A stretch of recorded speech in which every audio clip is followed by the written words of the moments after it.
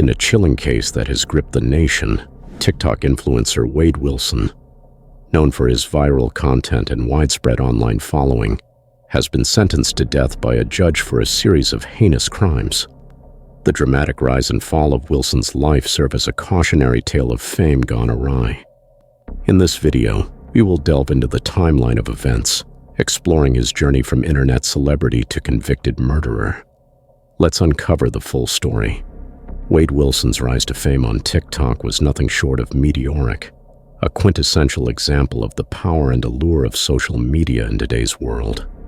His journey began humbly, with simple, relatable videos showcasing his quick wit, charm, and humor.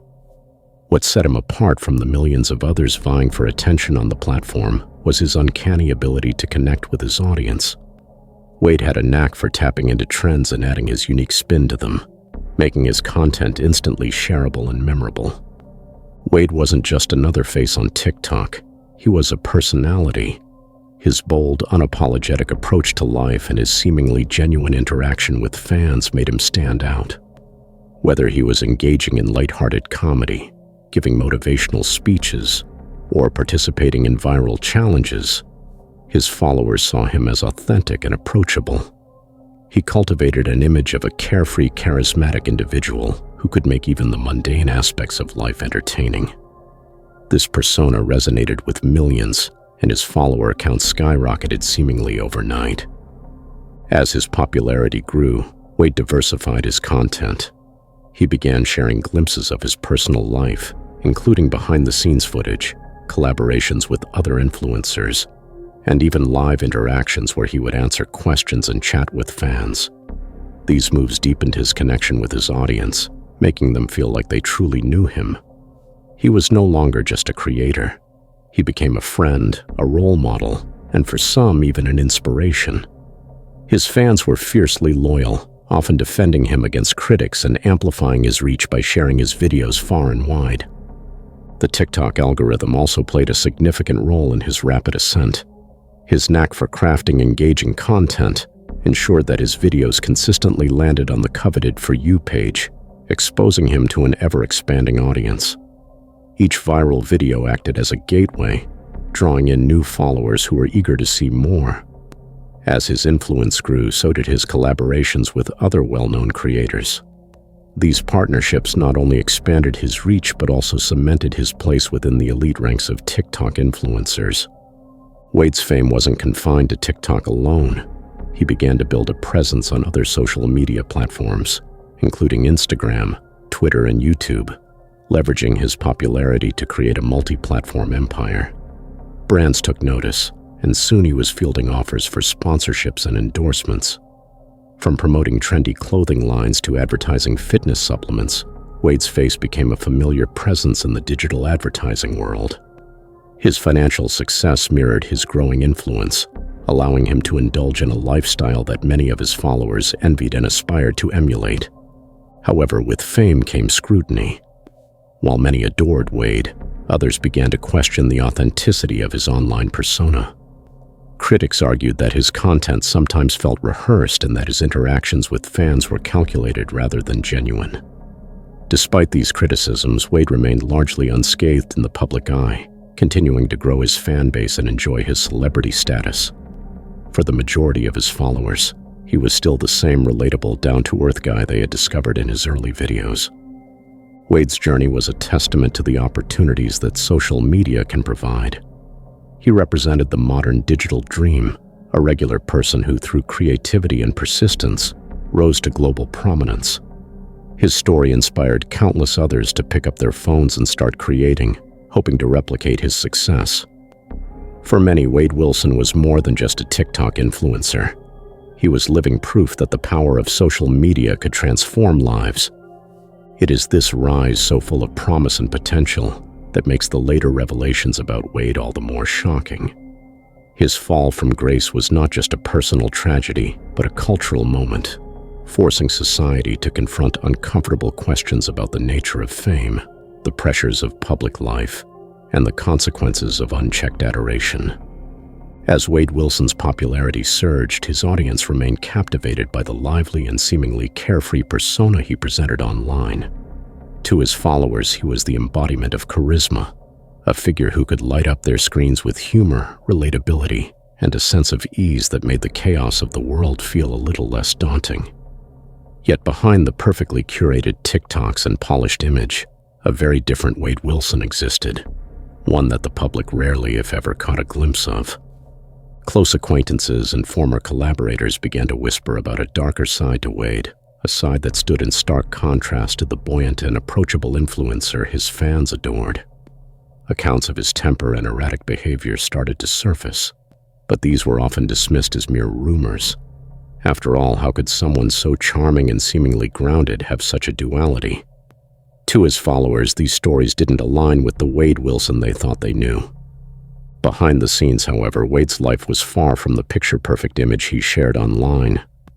Those who worked with him described an individual who was at times moody, controlling and prone to outbursts when things didn't go his way. While he was a master at creating an aura of relatability on TikTok, those close to him often saw someone who struggled with insecurity and a need for control. The immense pressure to maintain his status as an influencer and the constant scrutiny from both fans and critics seemed to weigh heavily on him. As his fame grew, so too did his paranoia about losing it. In private, Wade was known to be fiercely competitive, often comparing himself to other influencers and obsessing over metrics like views, likes, and follower counts. This fixation on success drove him to work relentlessly, but it also created a deep undercurrent of stress and dissatisfaction. Even when his videos performed well, he would often fixate on negative comments or minor dips in engagement, taking them as personal failures.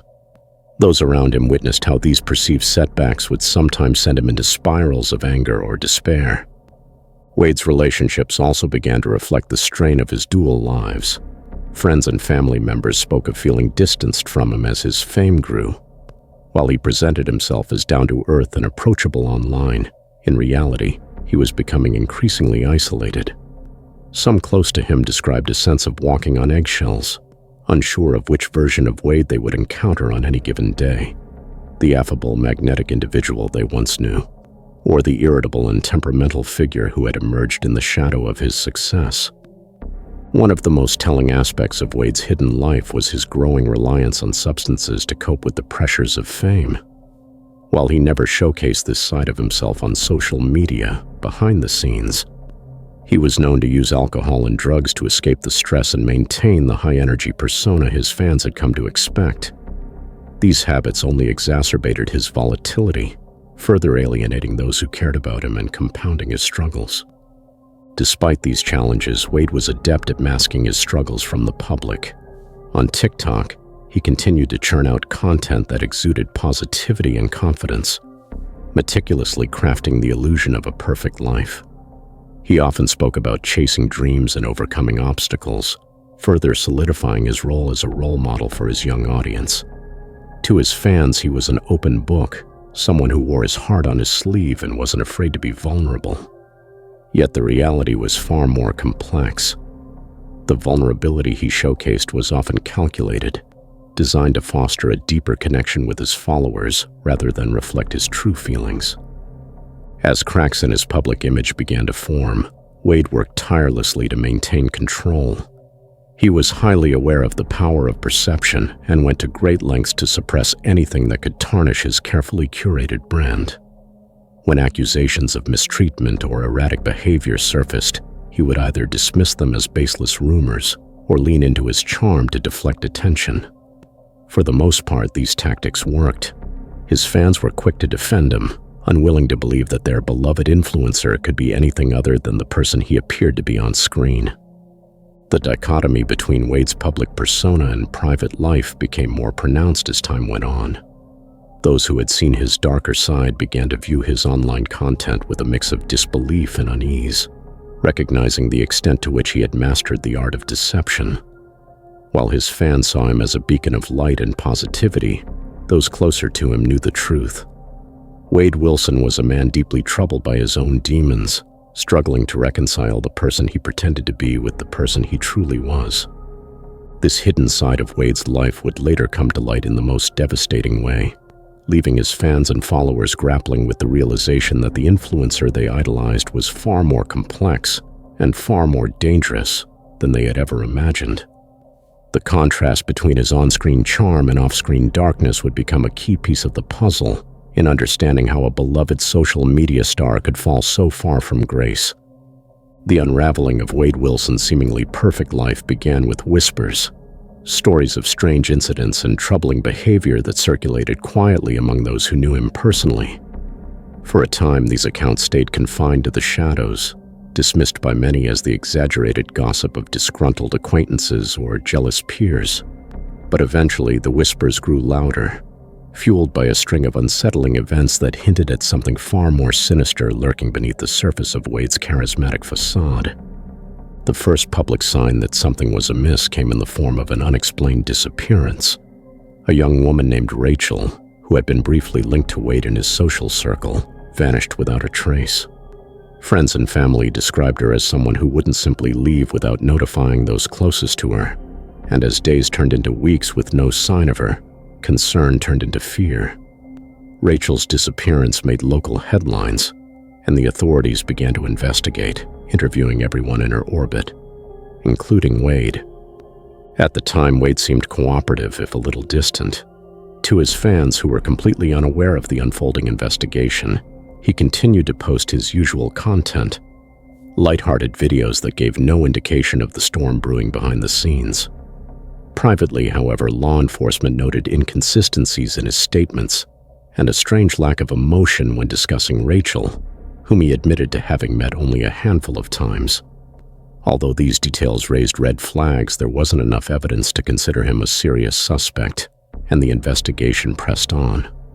Not long after, another chilling event sent shockwaves through the community. A second woman, Samantha, was found dead under suspicious circumstances. Unlike Rachel, whose disappearance remained unresolved, Samantha's death was a confirmed homicide. Her body was discovered in a wooded area on the outskirts of the city, bearing signs of foul play. The brutality of the crime shocked even seasoned investigators, and the hunt for her killer began in earnest. It was during this time that Wade's name resurfaced, not through an official statement or police report, but through whispers among those who knew both him and Samantha. They had been seen together at a party shortly before her death, and while Wade maintained that he had only exchanged pleasantries with her that evening, some witnesses claimed otherwise. A few partygoers reported seeing the two engaged in what appeared to be a heated argument outside the venue, though no one could confirm the nature of their dispute.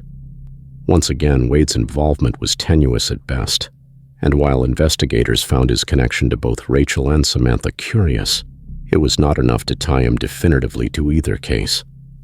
As the weeks passed, Wade's behavior began to draw attention.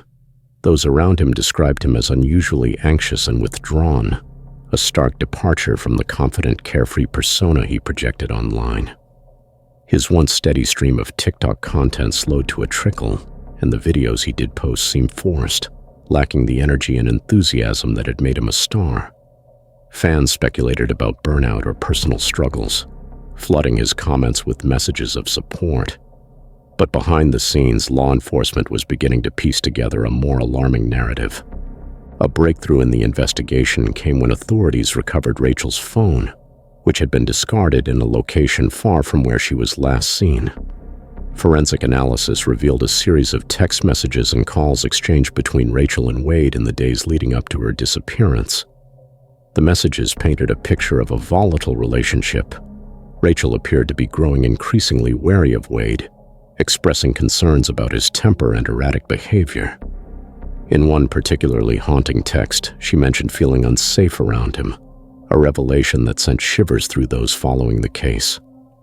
With this new evidence, investigators began to look more closely at Wade. Surveillance footage from a gas station near Samantha's last known location showed a vehicle matching Wade's parked in the vicinity around the time she was believed to have been killed. While circumstantial, the footage added another layer of suspicion, prompting authorities to secure a warrant to search his home. What they found there would change the course of the investigation and Wade's life forever. Inside Wade's home, police uncovered a trove of damning evidence. Items belonging to both Rachel and Samantha were discovered hidden in a locked storage closet, including Rachel's distinctive bracelet and Samantha's phone case. Even more disturbing were the traces of blood found on a set of clothing that matched descriptions of what Wade had been wearing on the nights in question. DNA analysis would later confirm that the blood belonged to Samantha. The discoveries sent shockwaves through both the investigation and the public. As news of Wade's potential involvement broke, his fans were plunged into disbelief. How could someone they had admired and trusted, someone who had brought joy to millions, be capable of such heinous acts? Online, his comment sections turned from messages of adoration to a battleground of accusations and defenses, with some refusing to believe the mounting evidence and others condemning him outright. As the case against Wade solidified, he was officially charged with the murders of Rachel and Samantha.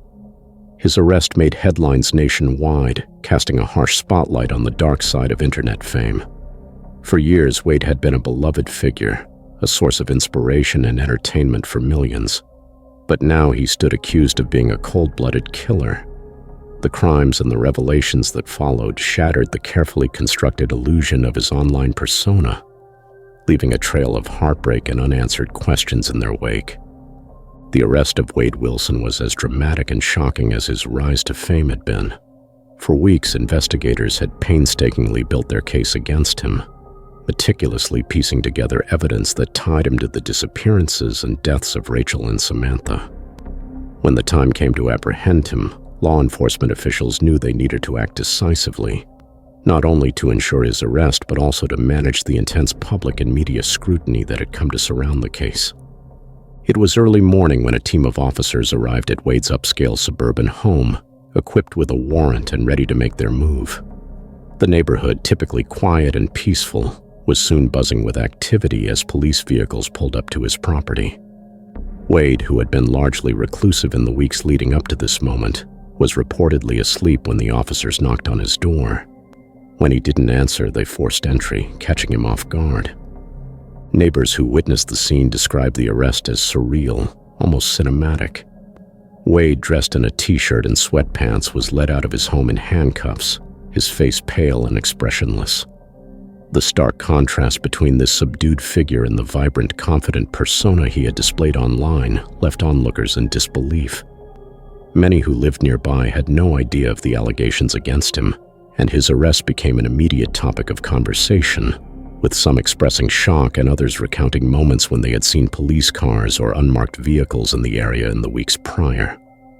The media quickly descended on the scene, turning the arrest into a spectacle.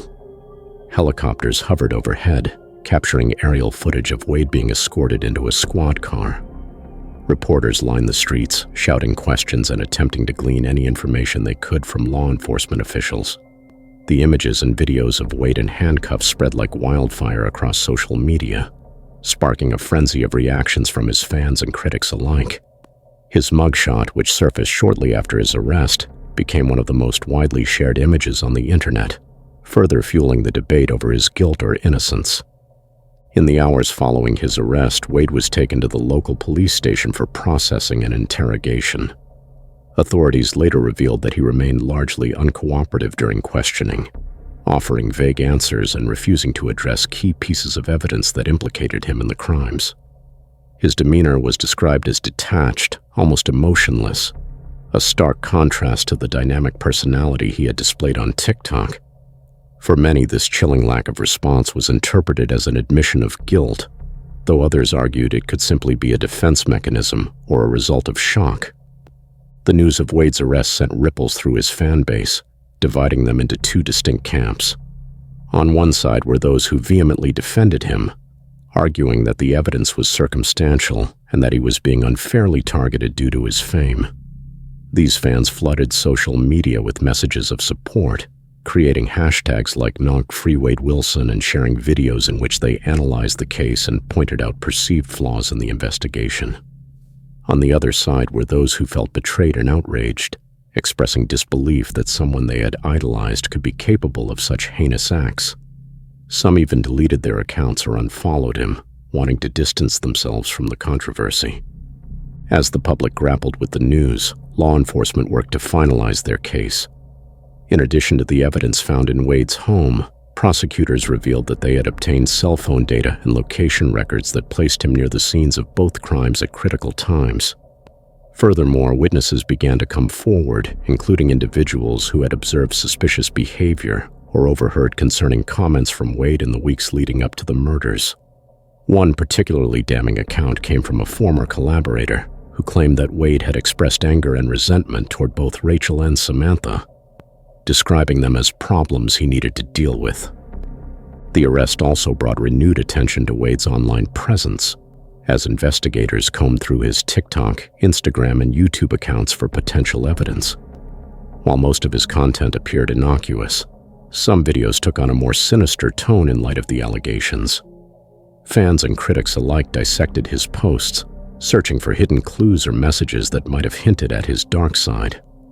One video in particular, in which Wade spoke cryptically about people who try to bring you down, was widely shared and analyzed, with many interpreting it as a veiled reference to the victims.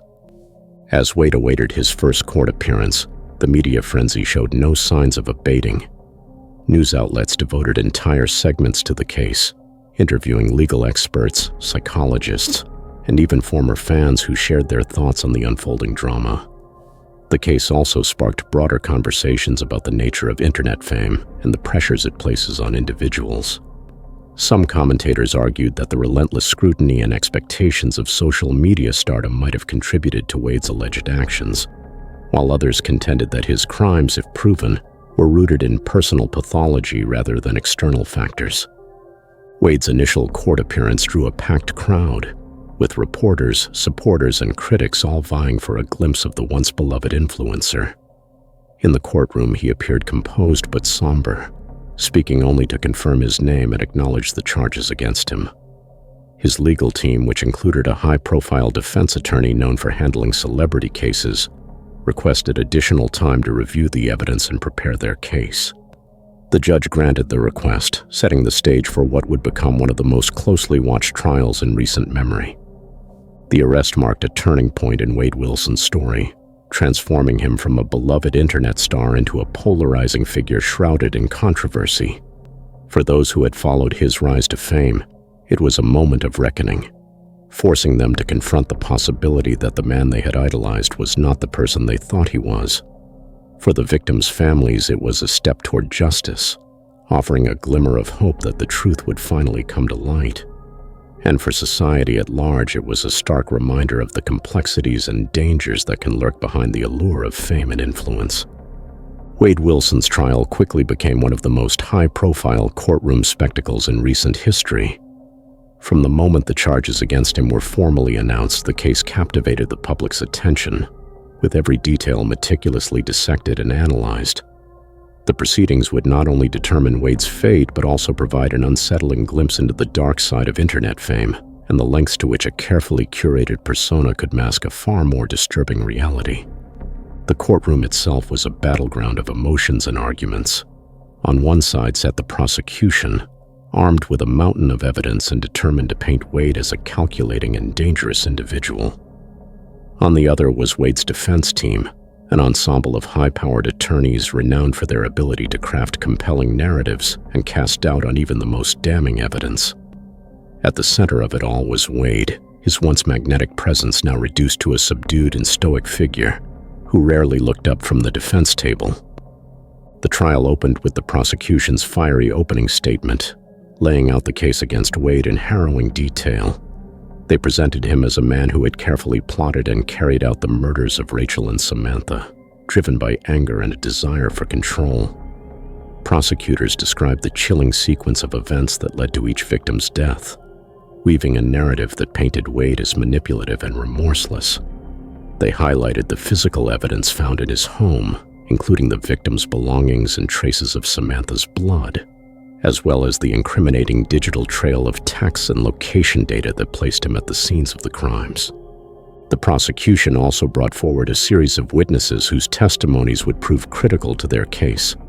Friends and family members of the victims spoke about Rachel and Samantha's lives, their dreams, and the profound loss their deaths had caused.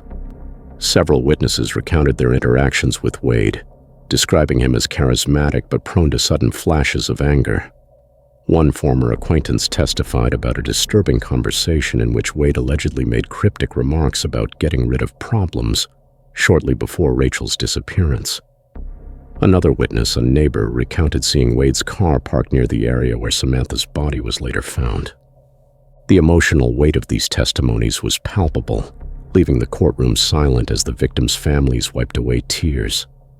But it wasn't just the human element that made the prosecution's case compelling. It was also the cold, hard facts. Forensic experts took the stand to explain how DNA evidence tied Wade to the crimes, providing a scientific foundation for the allegations. A digital forensics specialist detailed how location data from Wade's phone placed him near the victims at crucial times, further solidifying the timeline of events. When it was the defense's turn to present their case, they faced an uphill battle. Their strategy hinged on casting doubt on the prosecution's narrative and portraying Wade as a victim of circumstantial evidence and public bias. They argued that the evidence was not as conclusive as it appeared, suggesting that the items found in Wade's home could have been planted or mishandled during the investigation. They also questioned the reliability of witness testimonies, pointing out inconsistencies and highlighting the potential for misinterpretation or bias against a high-profile figure like Wade.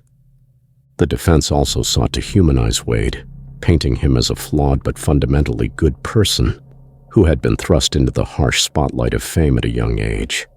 They called on character witnesses, including former colleagues and fans, who spoke about his kindness, generosity, and the positive impact he had on their lives. They portrayed him as someone who had made mistakes but was incapable of the monstrous acts he was accused of committing.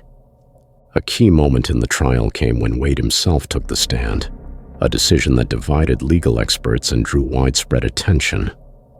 Clad in a subdued suit and visibly nervous, he addressed the court in a soft voice, denying any involvement in the murders. He described his interactions with Rachel and Samantha as brief and unremarkable, insisting that he had no motive to harm them. His testimony was emotional, with moments where he appeared to fight back tears as he spoke about the toll the accusations had taken on his life and his family. While some found Wade's testimony convincing, others saw it as calculated and unconvincing. Prosecutors seized on inconsistencies in his statements, grilling him about the evidence and pointing out discrepancies between his account and the facts. The tension in the courtroom was palpable as Wade struggled to respond to their pointed questions, his composure cracking under the relentless scrutiny. The media coverage of the trial was relentless, with every development splashed across headlines and dissected on talk shows and social media. Public opinion remained deeply divided, with some steadfastly believing in Wade's innocence, and others convinced of his guilt. Outside the courthouse, protesters gathered daily, holding signs that ranged from messages of support to demands for justice for the victims. The trial became a cultural phenomenon, sparking debates about fame, privilege, and the intersection of social media and crime. As the trial neared its conclusion, both sides delivered powerful closing arguments. The prosecution implored the jury to look beyond Wade's celebrity and focus on the overwhelming evidence that pointed to his guilt. They emphasized the pain and loss suffered by the victims' families and urged the jurors to hold Wade accountable for his actions. The defense, on the other hand, appealed to the jury's sense of doubt, arguing that the case was built on circumstantial evidence and speculation rather than concrete proof. The jury deliberated for days, their decision hanging in the balance as the world waited with bated breath. When the verdict was finally announced, the courtroom was packed, with reporters, spectators, and the victims' families filling every available seat. Wade sat motionless as the jury foreperson read the verdict, his fate sealed by the words that echoed through the chamber. The trial of Wade Wilson was a defining moment in his tragic story, a collision of fame, crime, and justice that left no one untouched. For the victims' families, it was a step toward closure, though the pain of their loss would never truly fade. For Wade's supporters, it was a moment of reckoning, forcing them to grapple with the dark truth behind the man they had idolized. And for society at large, it was a sobering reminder of the complexities of human nature and the dangers of placing blind faith in public figures. The verdict in Wade Wilson's trial marked the beginning of another intense chapter in the case, but it was the judge's sentencing that would leave an indelible mark on everyone involved. As the jury found Wade guilty of the murders of Rachel and Samantha, the courtroom erupted into a whirlwind of emotions. The families of the victims wept openly, holding one another as they heard the words they had been waiting for, while Wade sat motionless, his expression unreadable. Yet the conclusion of the trial only set the stage for the next phase of the legal process, the sentencing hearing, which would determine whether Wade would face the death penalty or life imprisonment without parole. The sentencing phase was equally gripping and emotionally charged, as both sides presented their final arguments and evidence to sway the judge's decision. The prosecution, emboldened by the guilty verdict, pressed for the ultimate punishment. They argued that the brutal nature of Wade's crimes and the premeditation involved warranted the death penalty. Prosecutors emphasized the suffering endured by the victims and their families, painting Wade as a manipulative and unrepentant individual who posed a continued threat to society. They also highlighted his lack of remorse, pointing to his cold demeanor throughout the trial as evidence of his inability to grasp the gravity of his actions.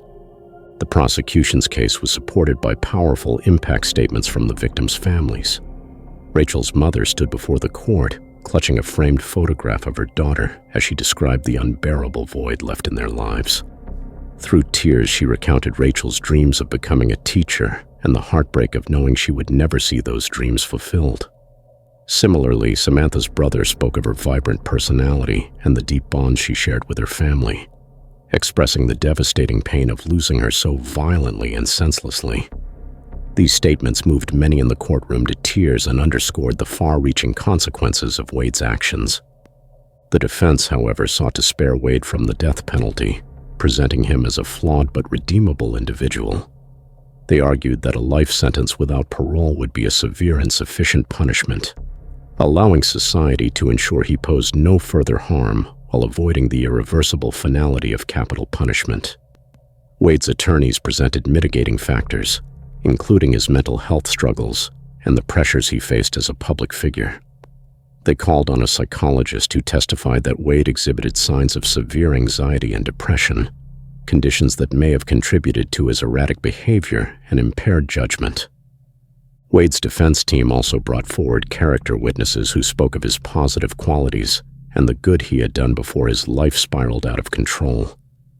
These included former colleagues and fans who recounted instances of his generosity, such as organizing charity drives and using his platform to raise awareness for important causes. They urged the judge to consider these aspects of Wade's character, arguing that his actions, while horrific, did not define the totality of his life. Perhaps the most unexpected moment of the sentencing hearing came when Wade himself addressed the court. For the first time since his arrest, he spoke at length, delivering a statement that left the courtroom divided. Standing before the judge, Wade expressed regret for the pain caused to the victims' families, though he stopped short of admitting guilt. His voice wavered as he spoke of the overwhelming pressures he had faced and the person he had become, describing himself as a deeply broken man. While some in the courtroom viewed his words as a genuine attempt at contrition, others, particularly the victims' families, found them hollow and self-serving, another performance from a man who had spent his life perfecting his ability to manipulate others. The judge's decision was announced several days later, following a period of careful deliberation. The courtroom was once again filled to capacity as the judge read the sentencing statement. In a measured tone, the judge acknowledged the arguments presented by both sides, but ultimately sided with the prosecution. Citing the heinous and premeditated nature of Wade's crimes, as well as the profound impact on the victims' families and the community, the judge sentenced Wade to death. The decision, the judge explained, was not made lightly but was deemed necessary to serve justice and deter similar acts in the future. The announcement of the death sentence sent shockwaves through the courtroom and beyond. For the victims' families, it was a moment of vindication, a sense that justice had been served after years of pain and uncertainty. Rachel's mother later spoke to reporters saying, "Nothing will bring our daughter back, but knowing he can never hurt anyone else gives us some peace." Samantha's family echoed similar sentiments, expressing gratitude to the legal system for holding Wade accountable. For Wade's supporters, however, the death sentence was a devastating blow. Many of his fans, even those who had come to accept his guilt, viewed the punishment as too harsh and mounted online campaigns calling for clemency. Social media became a battleground once again, with heated debates about the morality and efficacy of the death penalty dominating comment sections and forums. Hashtags such as "Nullers abolish the death penalty" and "Justice for Rachel" and Samantha trended simultaneously, reflecting the deep divisions in public opinion. Wade's legal team announced their intention to appeal the sentence, citing procedural concerns and arguing that the intense media coverage had biased the proceedings. The appeal process promised to be lengthy and complex, ensuring that Wade's case would remain in the public eye for years to come. Meanwhile, Wade was transferred to death row, where he would await the outcome of his appeals and the eventual carrying out of his sentence. The death penalty decision marked a grim conclusion to a story that had once been filled with hope and promise. Wade Wilson, the once charismatic influencer who had inspired millions, now faced the ultimate consequence for his actions. His downfall served as a stark reminder of the dualities that can exist within a person and the dark realities that can lurk beneath the surface of fame. For the victims' families, the sentence was a step toward healing, though the scars of their loss would never fully fade. For society, it was a moment to reflect on the consequences of idolizing flawed individuals and the complexities of justice in an age of unparalleled scrutiny and polarization. The public reaction to Wade Wilson's conviction and death sentence was as explosive and polarizing as every other stage of his dramatic rise and fall. As news of the verdict spread, it sparked an intense and emotional response from people across the world. Fans, critics, and casual observers took to social media, television, and even the streets to express their thoughts, creating a cacophony of voices that reflected the complexity and controversy of the case. For Wade's loyal fans, many of whom had followed his journey from the earliest days of his TikTok fame, the news was devastating. Some flatly refused to believe he was guilty, dismissing the trial as a miscarriage of justice, or even a conspiracy to bring down a prominent public figure. They pointed to his charitable actions, his relatable online persona, and his interactions with fans as evidence that he could not have committed such heinous crimes.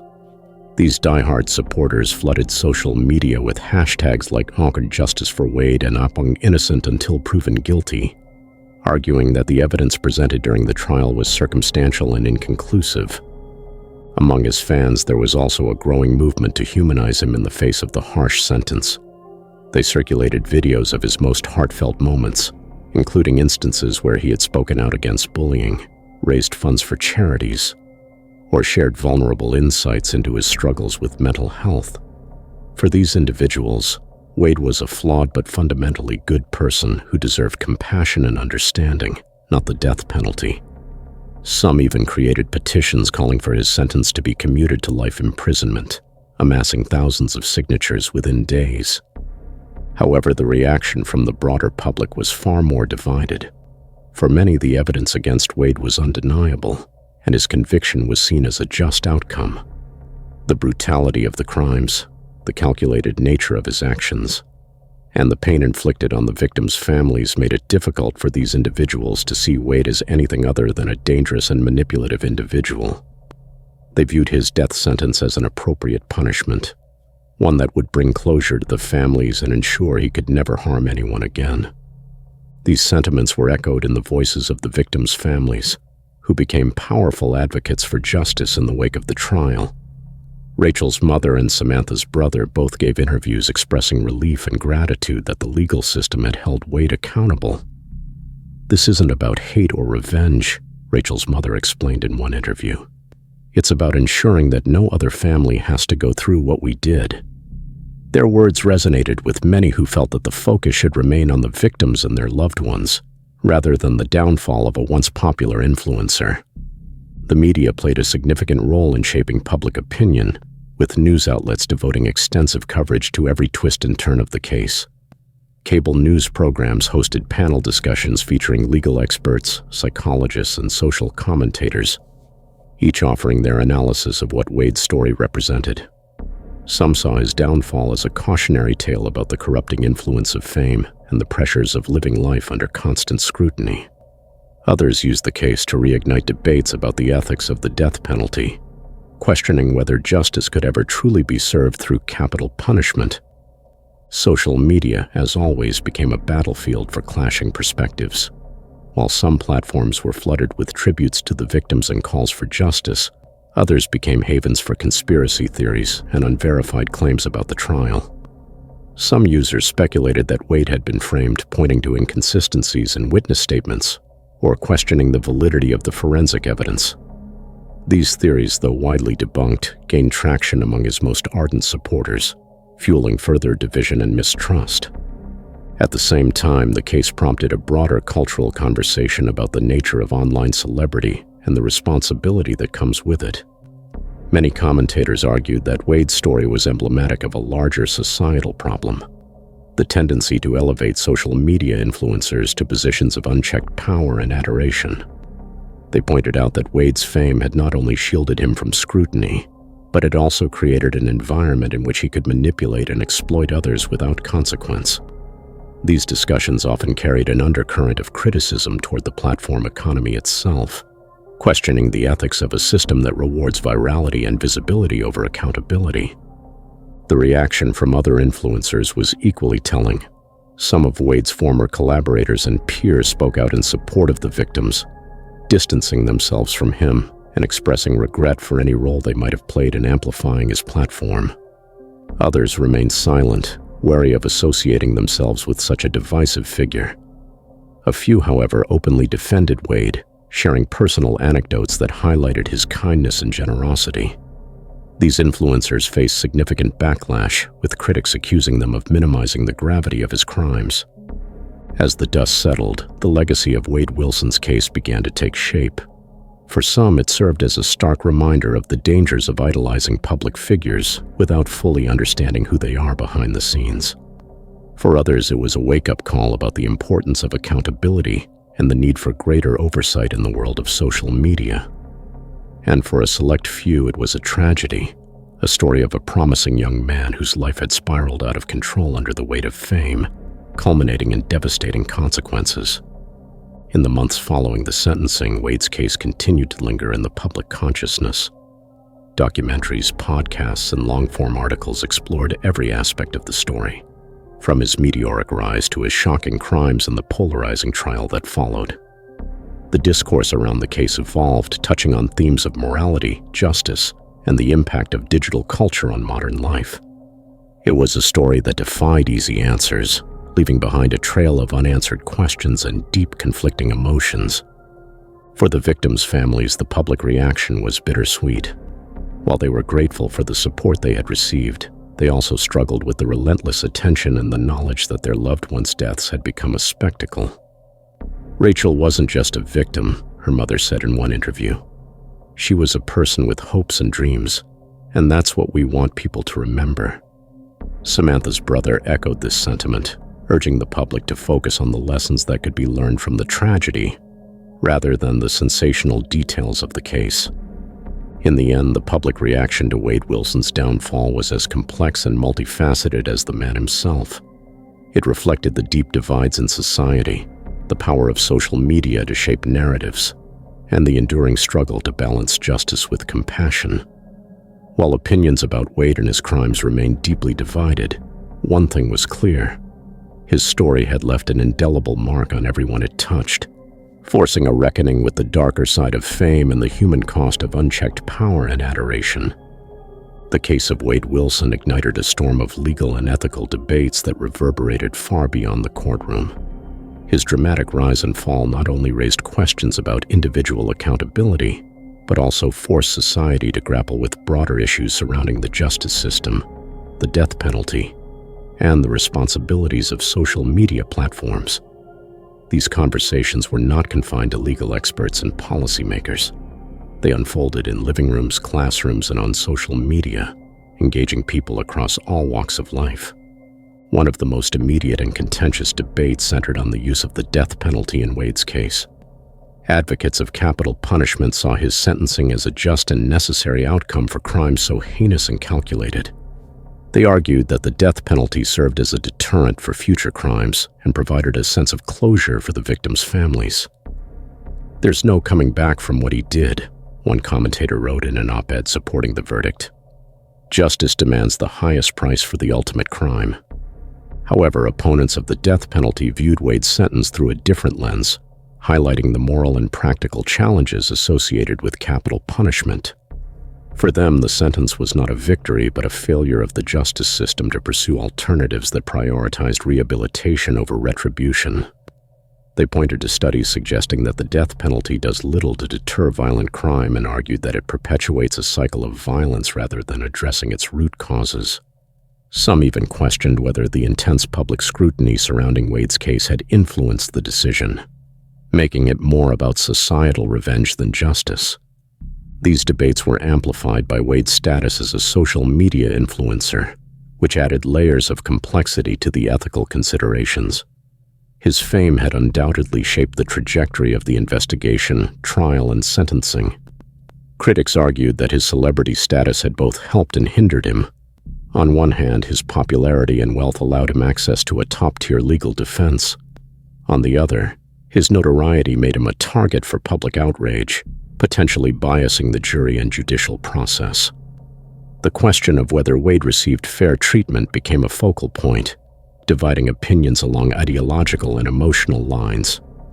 Another critical ethical debate revolved around the role of social media platforms in fostering and enabling individuals like Wade.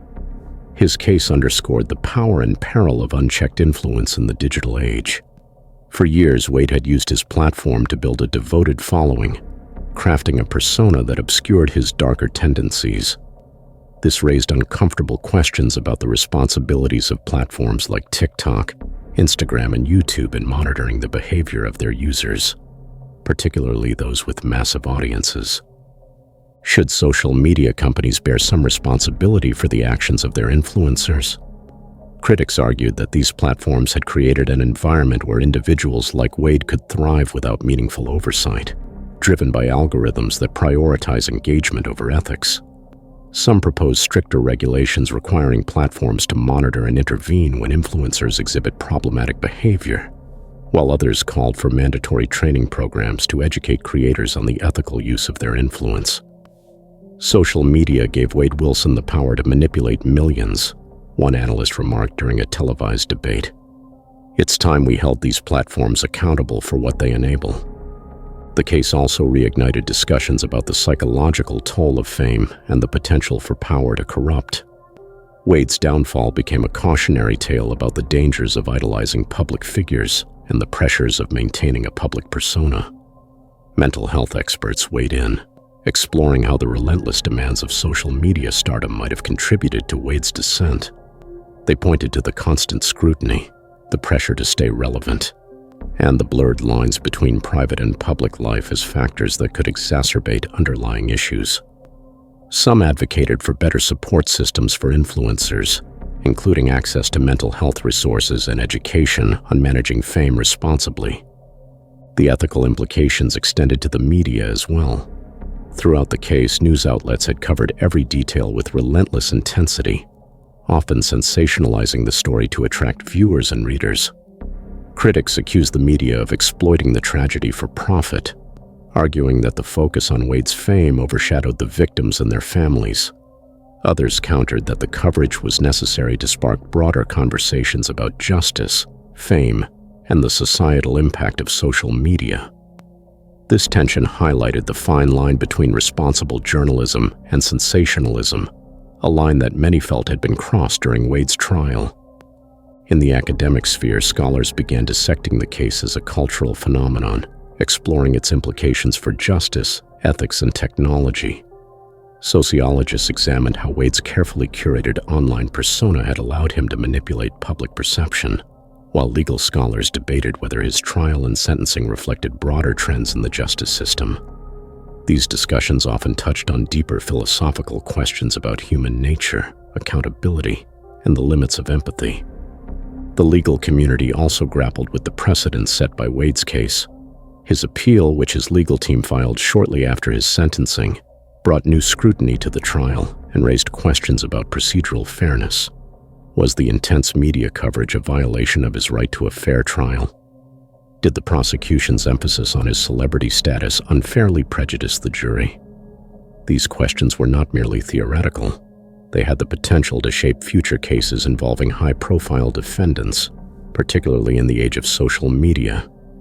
Meanwhile, the victims' families remained at the heart of these debates, often serving as a poignant reminder of what was truly at stake. For them, the ethical questions surrounding Wade's case were secondary to the personal loss they had endured. They spoke out occasionally, urging the public to remember Rachel and Samantha as individuals with hopes, dreams, and lives cut tragically short. Their voices were a powerful counterpoint to the broader societal discussions, grounding the debates in the human cost of Wade's actions. As the conversations surrounding Wade Wilson's case continued to evolve, they underscored the complexity of justice in a world increasingly shaped by technology and celebrity culture. The legal and ethical questions it raised had no easy answers, forcing society to confront uncomfortable truths about its values, priorities, and the systems it relies on to uphold accountability. Wade's story became a lens through which to examine the intersections of fame, power, and morality, leaving a legacy that would be debated for years to come. The legacy of Wade Wilson is a multifaceted and deeply polarizing tale that continues to provoke thought, conversation, and reflection long after the conclusion of his trial. His story, marked by fame, scandal, and tragedy, left an indelible mark on society, forcing a reckoning with the complex realities of modern celebrity culture, justice, and the human capacity for both adoration and betrayal. As the years passed, the impact of Wade's rise and fall extended far beyond the courtroom, shaping public discourse and leaving a lasting imprint on multiple spheres of life. For many, Wade's legacy is one of caution and warning, a stark reminder of the dangers of idolizing individuals without truly understanding their character or motivations. His rapid ascent to fame demonstrated the incredible power of social media, a double-edged sword capable of elevating ordinary individuals to global stardom, while also enabling them to mask darker tendencies behind curated personas. Wade's carefully crafted online identity, which emphasized relatability, charm, and positivity, not only endeared him to millions but also shielded him from scrutiny for years. His case underscored the ease with which influencers can manipulate public perception, leveraging their platforms to gain trust and evade accountability. This realization prompted significant shifts in how people approached online content and the influencers they followed. Many users became more skeptical of social media personalities, questioning the authenticity of their content and their true intentions. The phenomenon of parasocial relationships, in which fans form one-sided emotional bonds with influencers, came under particular scrutiny.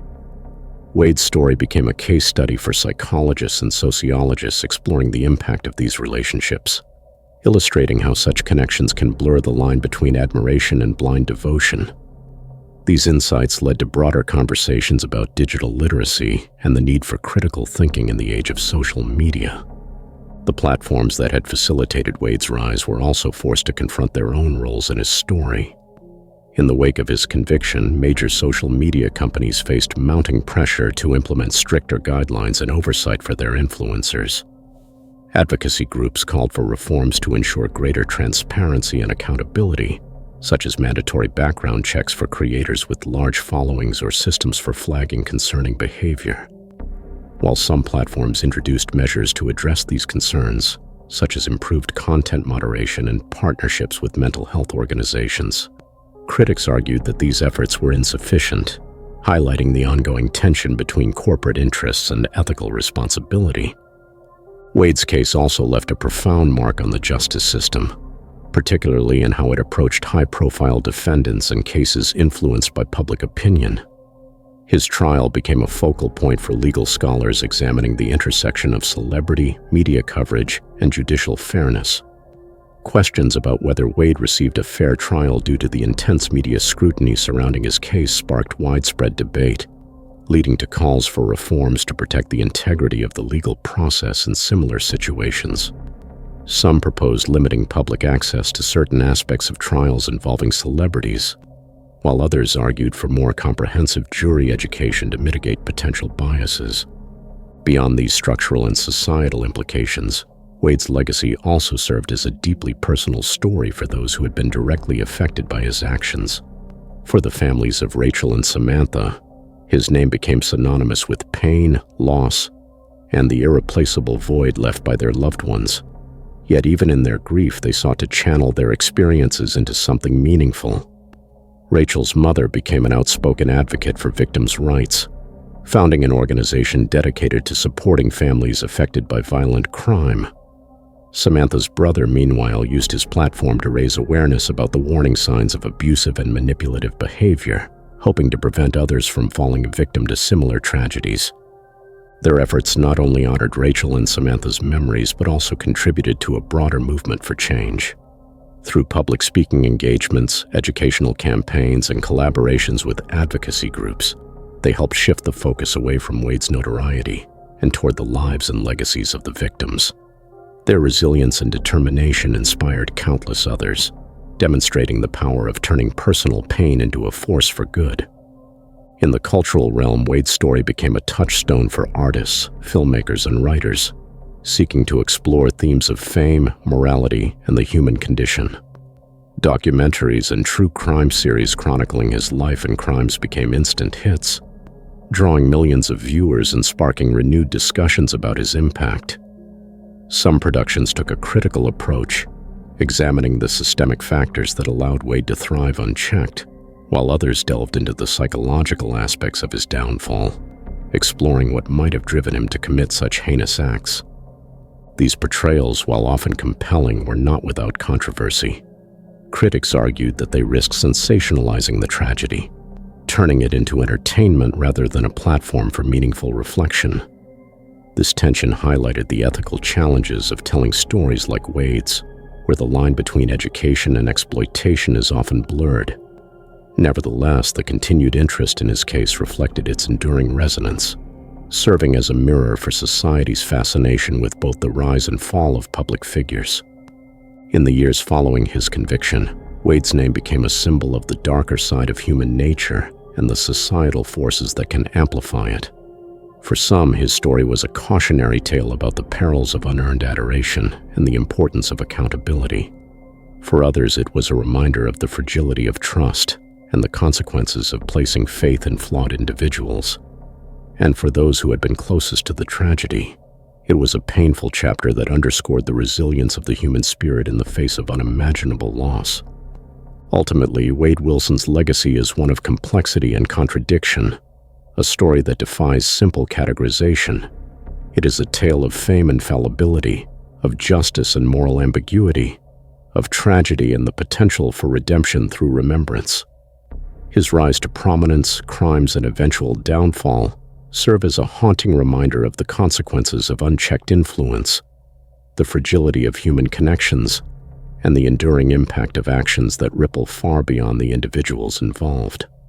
While his name will forever be associated with infamy, the lessons drawn from his story continue to shape conversations about how society navigates the intersection of technology, celebrity, and accountability in an ever-evolving world.